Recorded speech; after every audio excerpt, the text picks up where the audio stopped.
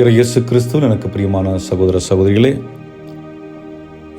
யோவான் நற்செய்தி 3ஆம் அதிகாரம் 16-21 வரை பார்க்கின்ற பொழுது, இயேசு நம்மை தண்டிக்க வந்தவர் அல்ல, மாறாக மீட்க வந்திருக்கின்றார் என்ற ஒரு செய்தி நமக்கு கொடுக்கப்பட்டிருக்கின்றது. கடவுள் உலகை நேசித்தார் என்ற சொல் பயன்படுத்தப்பட்டிருக்கின்றது. உலகை நேசித்தார் என்பது என்ன? மனிதனை நேசிப்பது, நம்முடைய குடும்பங்களை நேசிப்பது. ஆக இறைவன் மனிதர்களாகிய நம்மை படைத்த பொழுதே நல்லதென கண்டார். தனது சாயல் நம்மை படைத்திருக்கின்றார். அப்படி என்கிற பொழுது இறைவன் நம்மை அன்பு செய்கின்றார். நாம் குடும்பமாக வாழ வேண்டும் என்று விரும்புகின்றார். அந்த குடும்பத்தின் வாயிலாக நாம் பலுகி பெருக வேண்டும் என்று விரும்புகின்றார். ஆக நாம் தண்டனை பெற்று தவிக்க வேண்டும் என்பதல்ல, மாறாக நாம் மீட்கப்பட்டவர்களாக வாழ வேண்டும் என்பதே இயேசு விரும்புகின்ற ஒன்றாக இருக்கின்றது. இந்த உலகில் பிறக்கின்ற குழந்தைகள் முதலில் அன்பை எங்கே உணர்ந்து கொள்ளுகின்றார்கள்? குடும்பங்களில்தான். குடும்பங்களில் அவர்கள் தாங்கள் செய்கின்ற நல்ல செயல்களினால் அந்த குழந்தைகள் நேசிக்கப்படுவதில்லை, மாறாக அவர்கள் குழந்தைகளாக இருப்பதால் தான் நேசிக்கப்படுகின்றார்கள். ஆகவே பெற்றோரின் அன்பு பிள்ளைகளுக்கு இலவசமாக கொடுக்கப்படுவது ஒன்று, கடவுளுடைய அன்பும் மனிதர்களுக்கு இலவசமாக கொடுக்கப்படுகின்றது. பெற்றோர்கள் பிள்ளைகளை நேசிப்பது கடவுளின் அன்பை பிரதிபலிப்பதாகும். கடவுள் யார் என்பதை பிள்ளைகளுக்கு காட்டுகிறதாகவே பெற்றோர்கள் பிள்ளைகளிடம் அன்பை காட்டினால்தான் அந்த அன்பின் வழியாக கடவுள் எவ்வாறு மனிதன் நேசிப்பார் என்பதை இந்த குழந்தைகளால் புரிந்து கொள்ள முடியும்.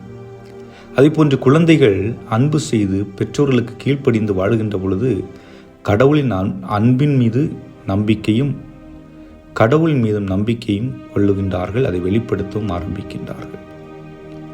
ஆகவே அன்புக்குரியவர்களே, இந்த இறைவனின் அன்பை நாம் எவ்வாறு மிளிரச் செய்வது?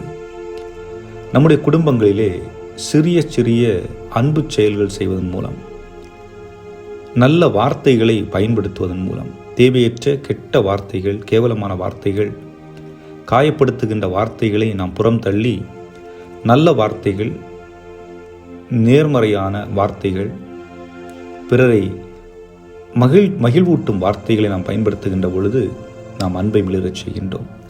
அதுபோன்று உடனடியாக மன்னிப்பது, நிகழ்வுகள் ஒன்று நடந்து மற்றவர்களை காயப்படுத்துகின்றது என்று உணர்ந்தோம் என்றால் உடனடியாக நாம் மன்னிப்பதற்கு தயாராக இருக்க வேண்டும்.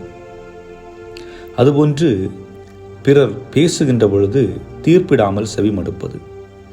ஏனென்றால் இன்றைய காலகட்டத்திலே ஒருவர் பேச ஆரம்பித்தவுடனே நாம் மனதுக்குள் தீர்ப்பிட ஆரம்பித்து விடுகின்றோம். அவ்வாறு செய்தால் நிச்சயமாக அங்கே அன்பு மிளிராது, மாறாக வேதனைகள் தான் மிஞ்சும். ஆகவே தீர்ப்பிடாமல் செவி கொடுக்க வேண்டும் என்பதுதான். அடுத்ததாக பார்க்கின்ற பொழுது இயேசு ஒளியாக இருக்கின்றார் என்பது விவிலியம் சொல்லுகின்ற ஒன்றாக இருக்கிறது. ஆக ஒளியாக இருக்கின்ற இறைவன் நமக்கு கொடுப்பது என்ன? அமைதி, உண்மை, தெளிவு ஆகியவற்றை நமக்கு கொடுக்கின்றார். ஆனால் நிறைய நபர்கள் இன்று குடும்பங்களில் வாழுகின்ற பொழுதும் நிழலையும் இருளையும் விரும்புகிறார்கள். நிழலையும் இருளையும் விரும்புகின்றார்கள் என்று சொல்லுகின்ற பொழுது நேர்மையற்ற நிலையை விரும்புகிறார்கள், திருட்டுத்தனமாக செயல்படுகிறார்கள் என்று பொருள்படும். அதேபோன்று அவர்களிடம் பழி வாங்கக்கூடிய உணர்வும் கொண்டிருப்பார்கள். இவற்றிலிருந்து நாம் விடுபட வேண்டும்.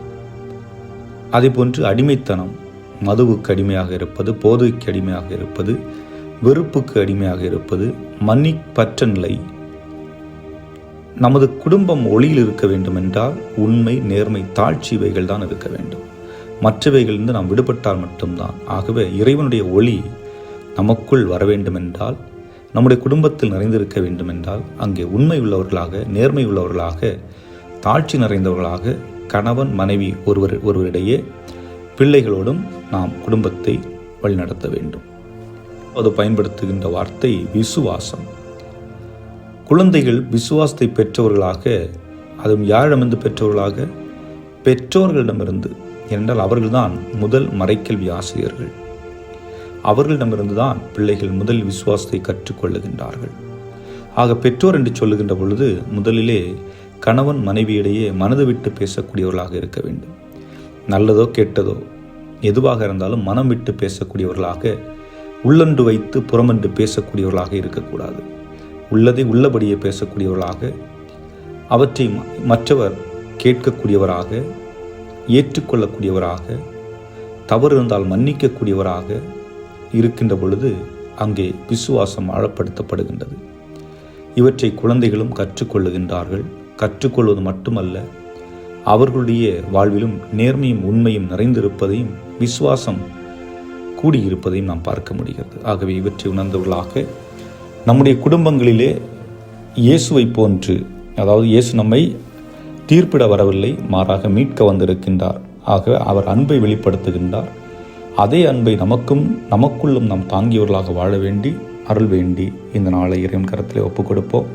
இறைவன் உங்களை நிறைவாக ஆசீர்வதிப்பாராக. ஆமென்.